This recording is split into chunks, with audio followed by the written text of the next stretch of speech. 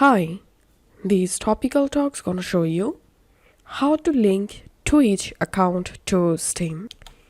In order to connect your Steam with your Twitch account, first of all, you have to open Twitch. So open twitch.tv and make sure to sign into your Twitch account. Once done, click on your Twitch profile photo and click on settings.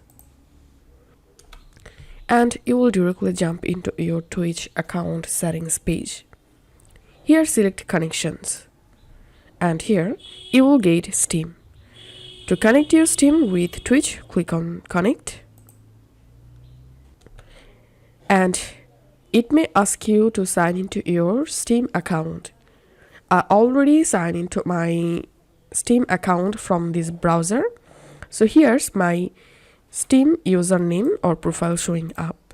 So I'm clicking on sign in to connect this Steam account with my Twitch. And that's it. Here, as you can see, my Steam has been connected with my Twitch account. So this is how we can do it.